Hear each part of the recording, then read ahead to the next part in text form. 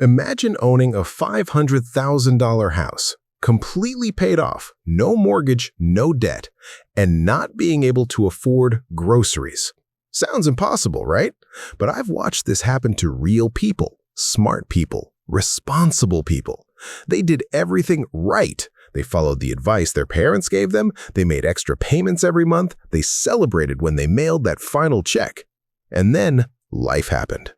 There was $500,000 locked in the walls, but nothing in the bank. This is why paying off your mortgage early can actually make you fragile. Let me tell you about Sarah. Sarah was 52, marketing director, solid income. She'd been making extra mortgage payments for years because that's what responsible people do, right? Then her father passed away, left her $120,000. She had a choice. She could invest it, build a safety net, create liquidity. But the mortgage balance was $115,000. She could be debt-free. Her advisor told her to keep the mortgage. Interest rate was 3.5%. Markets were averaging 9%. The math was clear, but math doesn't live in your chest at 3 a.m. when you're thinking about debt. Sarah paid it off. The relief was real. She posted about it online. Her friends congratulated her. She felt responsible, adult, free. For 18 months, life was good. She loved saying, "I own my home outright." She loved not seeing that mortgage payment leave her account. Then, her company restructured. She was laid off. Suddenly, income dropped to zero. She had her 401k, but withdrawing early meant penalties and taxes. She'd lose 30 to 40% right off the top. She had the house worth $500,000, but the bank wouldn't give her a home equity line of credit without income. No income means no loan. Doesn't matter how much equity you have. She applied for jobs, but at 54, in a competitive market, it took time. 6 months passed, 9 months, 12 months. She burned through her remaining savings, then her credit cards. She started skipping her blood pressure medication to save money. There was $500,000 in equity, but she couldn't pay her property taxes, couldn't afford health insurance, couldn't buy groceries without debt. The house she just paid off? She had to sell it, in a buyer's market, under pressure, for less than it was worth. This is the liquidity trap. And she's not alone. Here's what most people don't understand about money. Having it and accessing it are two completely different things. Equity is not cash. It's frozen wealth. Let me show you what I mean. If you have a mortgage with $300,000 remaining and $300,000 in the bank, you have options. You can survive a job loss. You can handle medical emergencies. You can wait for the right opportunity instead of taking the first one. You can negotiate. You're not desperate. If you have a paid-off house and $0 in the bank, you have pride. But pride doesn't pay for chemotherapy. It doesn't cover 6 months of unemployment. It doesn't give you time when you need it most. This is the core problem. We've been taught that debt is the enemy, but that's wrong. Illiquidity is the enemy.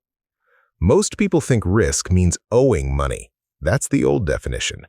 The new definition, risk is not having access to money when life happens. Because life will happen. You will lose a job, or your spouse will. Someone will get sick. The economy will shift. Your industry will change. The question isn't whether you'll face a crisis. The question is whether you'll have options when you do. And options require liquidity. Here's the part that hurts. The bank knows this. When you have income and don't need money, they'll lend to you instantly. When you lose your job and actually need it, they won't touch you. It's backwards, but that's how it works. You think you're being conservative by paying off the mortgage, but you're actually making a massive bet that nothing will ever go wrong, that you'll never lose your job, that you'll never get sick, that your income will never disappear. That's not conservative. That's optimistic. I'll give you another example. My friend Tom was a contractor, made great money, paid off his house at 48, felt like a king. 2 years later, he fell off a roof, shattered his hip, couldn't work for 8 months. He had disability insurance, but it only covered 60% of his income, and it took 6 weeks to start paying. He had equity, he had a paid-off house, but he couldn't access it fast enough. He ended up borrowing from his sister, at 50 years old. This is what people don't see. Equity isn't liquid, it's slow. It requires paperwork, approvals, appraisals, underwriting. Cash is instant. Let's talk numbers, but I promise to keep this simple. When you make an extra mortgage payment, you're making an investment. You're choosing to put money into an asset that returns exactly your mortgage interest rate. If your mortgage is 4%, you're earning 4% by paying it down. That sounds fine until you realize the stock market has averaged 9 to 10% over the long term. Even conservative portfolios with bonds average 6 to 7%. You're choosing a 4% return over a 9% return because the word debt makes you uncomfortable.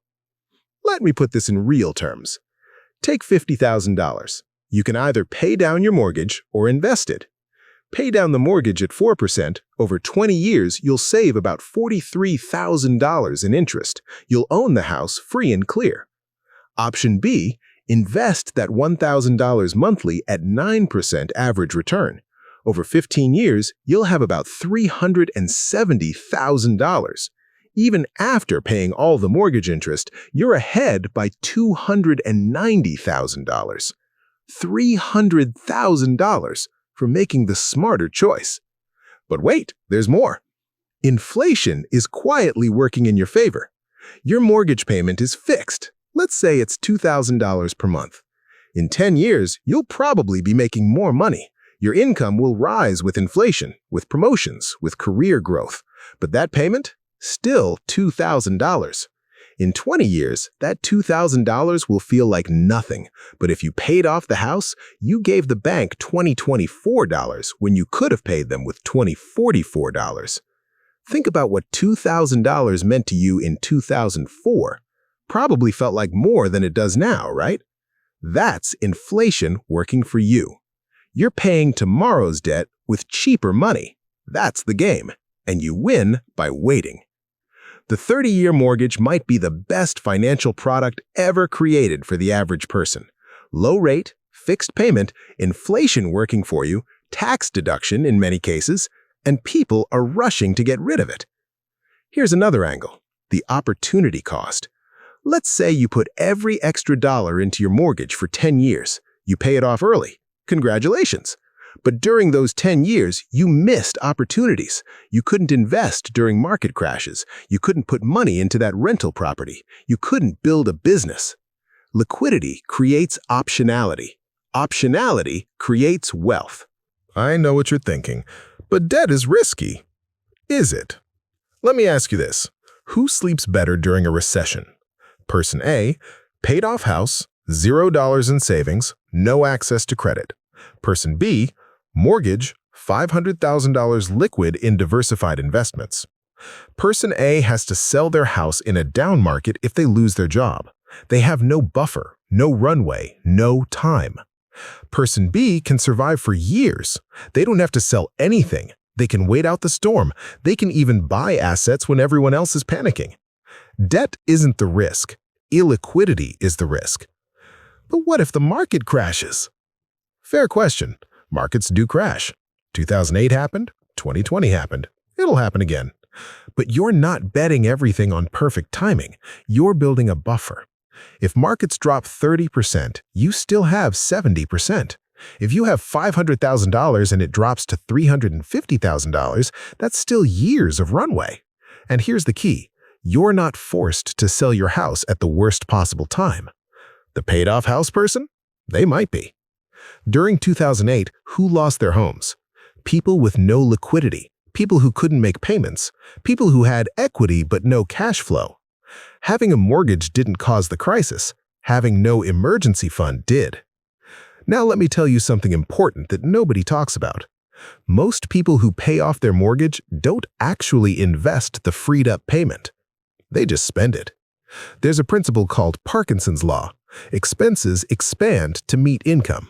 When that $2,000 mortgage payment disappears, it doesn't go into index funds. It goes into a nicer car, bigger vacations, lifestyle creep. I've seen it dozens of times.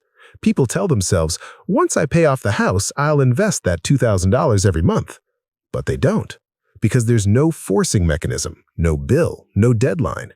It just evaporates into everyday life. So the entire argument for paying it off early, then I can invest the payment, often doesn't happen. You know what actually creates discipline?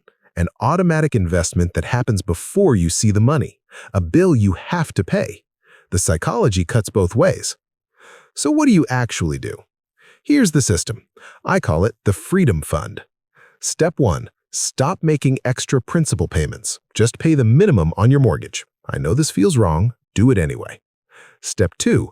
Open a separate brokerage account. Not your checking account, not your savings, a dedicated investment account. Name it something meaningful. Freedom Fund, Options Account. Step 3. Set up automatic monthly investments.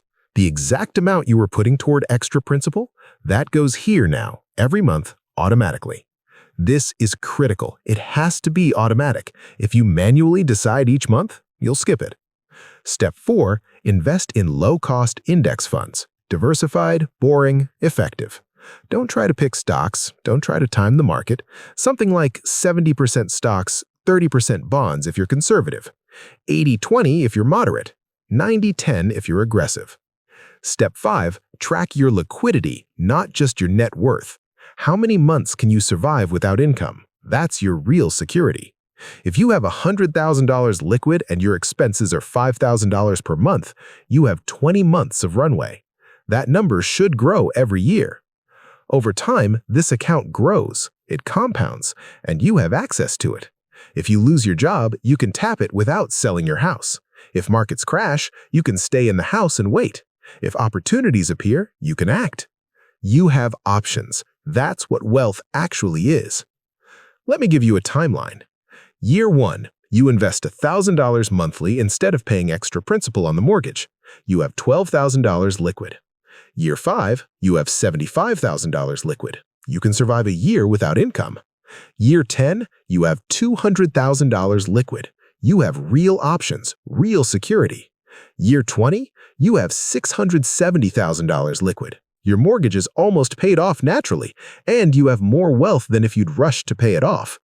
That's the path. Now, let me be fair. There are situations where paying off the mortgage early makes sense. If your interest rate is 8% or higher, the math changes. Pay it down. The spread isn't worth it. If you have zero self-control with money and you know you'll waste any extra cash, the forced savings of a paid-off house might be better than the alternative. If you're 70 years old on a fixed income, eliminating the payment might bring real peace of mind. At that point, liquidity matters less than cash flow. I'm not saying the mortgage should last forever. I'm saying don't sacrifice liquidity to speed it up. Here's how I think about it. A paid-off house is a trophy. It sits there. It looks nice and makes you feel accomplished. A liquid portfolio is different. It works for you. It protects you. It creates options. The goal isn't to feel comfortable. The goal is to be resilient. Resilience doesn't come from eliminating debt. It comes from having choices when things go wrong. Stop optimizing for the absence of fear. Start optimizing for the presence of options. That's the difference between looking rich and being secure. Your grandparents paid off their house because mortgage rates were 8%, 10%, 14%, because inflation was running hot and they wanted stability. Your situation is different. Your rate is probably 3 to 5%. Inflation works for you, not against you. The math has changed. The strategy should change too. This isn't about being reckless. It's about being smart. Debt isn't immoral. It's a tool. Use it correctly and it builds wealth. A mortgage at 4% used to build liquidity, that's correct use. A paid-off house with no emergency fund, that's incorrect use of your capital. So here's my challenge to you. If you're currently making extra principal payments, stop for 6 months. Redirect that money into investments. Track how it feels. Track how it grows. I think you'll be surprised. If this changed how you think about your mortgage, share it with someone who's obsessed with being debt-free. They need to hear it. The path to wealth isn't what they taught you, but now you know better.